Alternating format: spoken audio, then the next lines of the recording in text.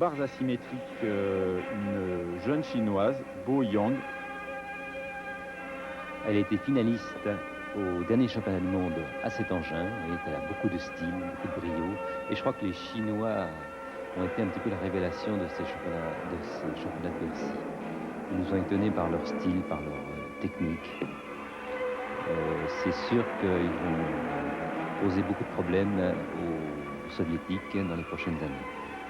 Yang Bo, donc âgé de 16 ans seulement, qui avait terminé 5e au concours général des championnats du monde 89 et donc qui termine, elle monte sur le podium à Bercy en terminant la 3e place. Voilà un Bulgare, Ristov, lui aussi un grand de la gymnastique internationale, Kalofer Ristov, âgé de 20 ans. C'est un grand spécialiste au cheval arçon. Il y a cet engin où le gymnaste doit parcourir les 3 parties du cheval à partir de cercle Thomas, des cercles Thomas avec changement de face. C'est vraiment l'engin qui est considéré en gymnastique masculine comme le plus difficile. C'est comme à la poutre, même les meilleurs champions ne sont jamais à l'abri d'un petit déséquilibre. Voilà, oui, un très très joli mouvement. On peut dire que l'école hongroise aux arçons est l'une des meilleures au monde. Et donc Christophe qui terminera 4e de ce concours général.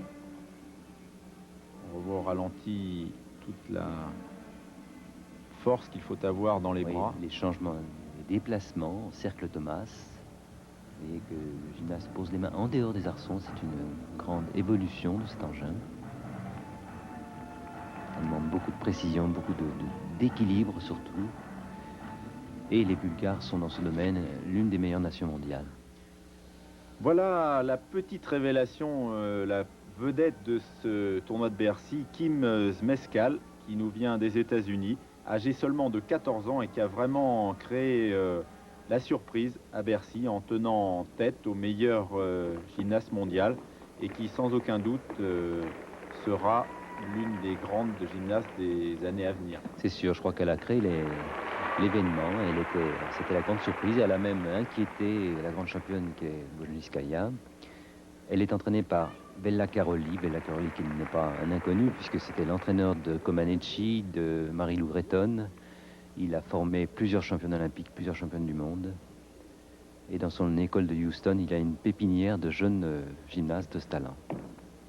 1m38, 33 kg. Déjà beaucoup de vivacité à la poutre. Voilà, la grande évolution de cet engin, justement, c'est d'harmoniser de grandes difficultés acrobatiques, mais surtout dans un rythme toujours très rapide.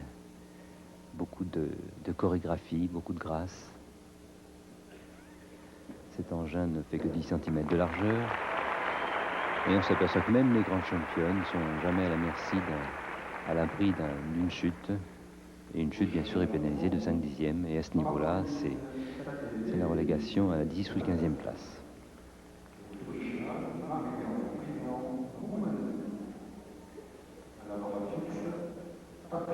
Kim Zmeskal qui a remporté la première épreuve de cette Coupe du Monde aux États-Unis, l'America Cup. Et donc il va terminer 2e ici à Bercy de cette 2e épreuve. Un circuit Coupe du Monde donc, qui a été créé, je crois qu'il y a 6 ou 7 épreuves avec une finale qui se déroulera à Bruxelles. Voilà, chaque gymnaste dans une dizaine de tournois, les meilleurs tournois mondiaux, dont les internationaux de France. Les gymnastes marquent un certain nombre de points suivant leur classement. Et les 15 meilleurs seront tenus pour la finale mondiale à Bruxelles. Maintenant, nous découvrons un soviétique, Kharkov.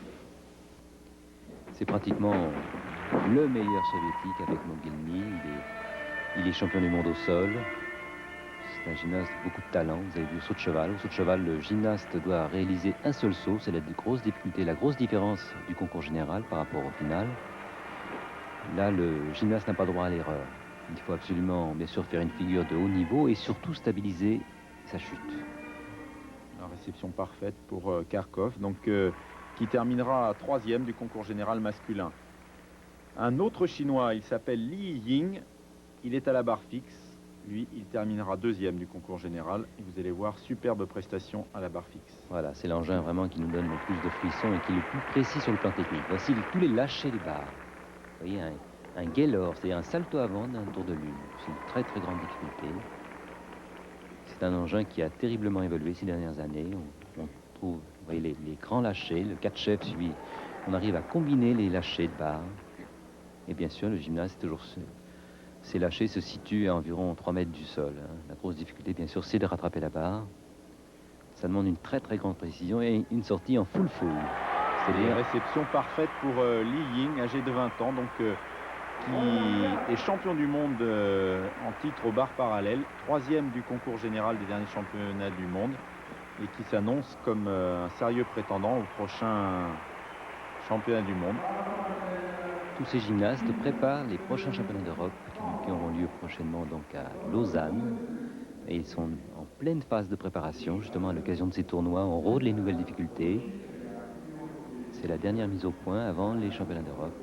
Superbe, on revoit Li Ying, donc qui terminera 2e du concours général. Maintenant, la star de ces internationaux de France de gymnastique, Svetlana Bojinskaya, c'est elle qui avait remporté la compétition déjà l'an dernier. Elle est championne du monde, championne olympique.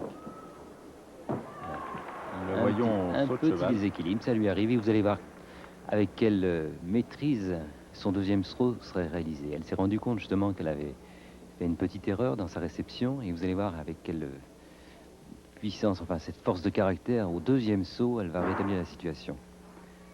Svetlana Bojinskaya qui commence à devenir un peu âgée par rapport au petit bout de chou que nous voyons tout à l'heure. Elle mesure 1m64, ce qui fait d'elle une géante pratiquement à côté des 1m38 de Kim Smesal. C'est sûr, mais je crois que c'est vraiment une très belle image de la gymnastique féminine. Et je crois que l'évolution dans le futur se tournera vers de gymnastes de ce style qui sont en même temps féminines et très belles et qui sont, bien sûr, réalisent de très très grosses difficultés. Je crois que c'est un modèle pour la gymnastique féminine mondiale. Et on est tous fiers d'avoir une gymnaste de cette qualité. Svetlana Bojinskaya, donc qui réussit le doublé à Bercy après avoir remporté l'an dernier. On va revoir son deuxième saut. Qui va être parfait celui-ci. Elle est bien la stabilisation. Et voilà, ça disparaît. Elle s'est rendue compte qu'il y avait un petit peu trop de vitesse dans le premier saut. Et elle a vite rétabli la situation en faisant un deuxième saut qui est vraiment parfait. Elle aura 9,950 pour ce deuxième saut, ce qui lui permet donc, avec un total de 39,350, de remporter devant l'américaine Kim Smescal ces internationaux au niveau du concours général et donc de revenir à égalité avec l'américaine au niveau du classement mondial. Bien sûr, c'est dirons-nous, une ancienne, mais je crois qu'elle n'est pas près d'être battue parce que, vous savez, en gymnastique, c'est une discipline qui est jugée, qui est artistique avant tout. Donc les juges lui apporteront toujours des notes quand même relativement favorables, grâce à son physique, à son style. Un soviétique vient remplacer une soviétique, c'est Valentin Mogilny, lui aussi bien connu du public parisien, qui est au sol. Voilà, lui aussi, je crois que c'est comme Bojinskaya, le public parisien l'a apprécié par sa pureté, c'est vraiment l'un des plus beaux gymnastes soviétiques. Tout ce qu'il fait, il le fait avec un brio, avec une classe, il n'y a aucune faute. C'est celui qui a vraiment le plus de talent. Jusqu'ici, il a été souvent malchanceux, il a souvent loupé les grandes échéances, mais maintenant, je crois que depuis 2 ans, il est vraiment à son meilleur niveau. Il est champion du monde au cheval arçon, vous verrez tout à l'heure. Voilà, les grands cercles Thomas avec changement de face. Et qu'il faut être très complet en gymnastique. Il faut de la souplesse, de la force, de la puissance, de la détente. Et l'équilibre en force qui est obligatoire dans la composition d'exercice. Au sol, l'exercice doit durer entre 50 et 70 secondes. Et surtout, le gymnaste ne doit pas sortir du praticable. Voici la fin. Il termine en double arrière. Voilà donc le classement avec victoire donc de Mogilny devant le chinois Li Ying et le soviétique Kharkov. Donc doublé soviétique et on retrouve sur le podium, sur la plus haute marche du podium, les mêmes vainqueurs que l'an dernier puisque Bojinskaya et Mogilny l'avaient déjà emporté l'an passé à Bercy. Voilà donc pour ce concours général qui représentait la première journée de ces internationaux de Bercy. Il y avait également une épreuve qui prenait cette année une place plus importante, c'était la gymnastique rythmique et sportive, qui maintenant devient une épreuve à part entière pour ces 4e internationaux de France, avec maintenant Bautista au cerceau. Oui, en effet, je crois que c'était pas évident au départ, la mise en place de la GRS. On a voulu privilégier la GRS, justement, en la situant dans ce grand tournoi mondial, en lui donnant une place privilégiée, c'est-à-dire elle est passée le samedi soir, dans la forme de tournoi. L'année dernière, la GRS intervenait en tant que démonstration. Cette année, elle a eu sa place complète dans le tournoi, avec là aussi les meilleurs gymnastes mondiaux. Je crois que tous les pays ont répondu à cette demande de voir la GRS dans le tournoi de Bercy. Nous allons voir un petit échantillon des 4 agrès, des 4 accessoires différents de la GRS, qui sont le cerceau que vous voyez actuellement, ensuite le ruban, la corde et le ballon. Le principe, il faut que l'objet soit en permanence en mouvement. Voilà, tout est comptabilisé, la hauteur des lancers, les réceptions, et la gymnaste doit toujours être en harmonie avec la musique, bien sûr. C'est une discipline qui se développe en France et dans le monde entier. Là, vous voyez actuellement donc l'Espagne qui est l'une des meilleures nations mondiales, avec la Bulgarie bien sûr et l'URSS. La France est en grand progrès dans ce concert international de GRS et vous pourrez retrouver toutes ces championnes au prochain tournoi international d'Evry. De Corbeil, pardon. Une Bulgare maintenant, Marie Nova, alors que Bautista, elle terminera 4e au concours général de GRS. Marie Nova est le 3e, que l'on découvre ici au ruban. Elle est vraiment parfaite. Elle a été championne d'Europe junior. Et je crois que c'est un grand moment de sport quand on la voit. Donc là aussi, le ruban ne doit pas du tout s'interrompre, il doit toujours être en mouvement. Je veux dire que la GRS a pris une dimension très importante à ces internationaux de France. Le public était ravi de voir ces championnes qui justement nous montraient avec toute l'expression, tout ce que peut donner justement l'harmonie entre la musique et le corps. Alors on voit une maîtrise réellement à la perfection de ces objets. Ça paraît facile, oui, mais ça demande des heures et des années d'entraînement. Actuellement, ces deux nations, l'URSS et la Bulgarie, se partagent les premières places dans le concert international.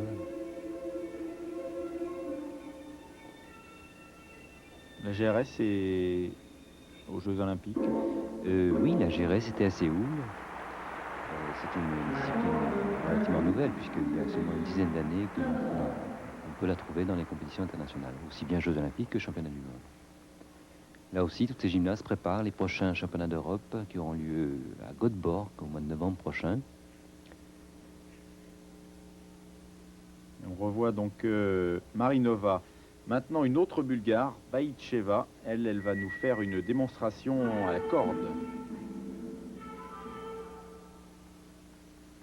Monsieur Boularan, est-ce que les gymnastes se spécialisent dans un engin particulièrement, ou est-ce qu'en gymnastique rythmique, on est obligé de faire les 4 engins? Non, c'est comme en gymnastique sportive. Les meilleures, celles qui veulent avoir un titre olympique ou mondial, sont obligées justement d'être aussi fortes sur les 4 engins. Bien sûr, lors des finales, elles se spécialisent. Certaines sont plus fortes au cerceau. Et là, c'est vraiment la spécialité qui compte. Je crois que la GRS, c'est vraiment la spécialité sportive de la gymnastique féminine qui est le plus artistique. Il faut de tout, de la grâce, de l'expression, de la coordination. C'est vraiment une discipline des plus artistiques et surtout qui correspond bien au tempérament féminin. Je crois que c'est pour nous, la gymnastique féminine, c'est une vitrine de l'expression corporelle. Est-ce que la gymnastique rythmique prend un peu le pas sur la gymnastique traditionnelle? Est-ce que les gymnastes ne sont pas tentés de... Maintenant, elles ont le choix de s'orienter vers deux gymnastiques un peu différentes. Ça réclame quand même des qualités totalement différentes. Toutes ces gyms de gymnastique de GRS sont des danseuses. Elles ont une formation des danses très importante. Voilà donc Baïtcheva qui terminera deuxième du concours général de cette épreuve de gymnastique rythmique et sportive, de ces 4e internationaux de France de gymnastique. Vous voyez un final spectaculaire.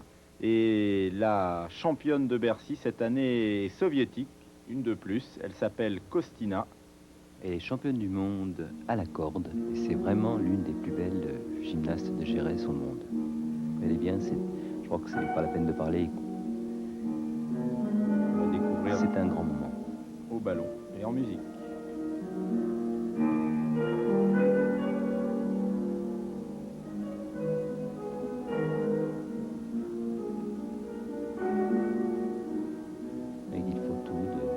De la souplesse, de l'expression, de la grâce et surtout une très très grande coordination parce que si le ballon échappe aux gymnastes, s'il sort du praticable aussi, elles sont pénalisées. Elles sont pénalisées d'environ 5 dixièmes de points.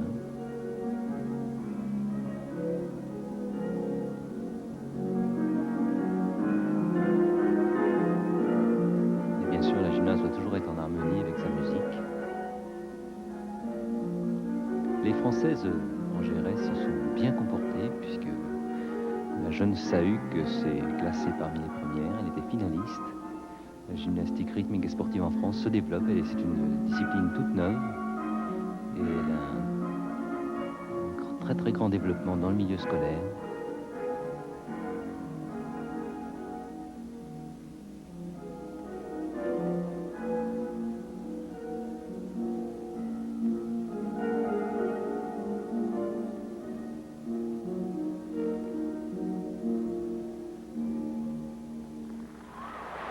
Voilà donc Kostina, la soviétique, qui remporte ce concours général de gymnastique rythmique et sportive. On revoit une dernière fois au ralenti toute la grâce et la perfection sur ses mouvements avec ballon. Donc gymnastique rythmique et sportive, part entière de ces 4e internationaux de France de gymnastique, remportée par une soviétique devant 2 Bulgares et 2 Espagnols et une Chinoise qui est venue s'intercaler à la 5e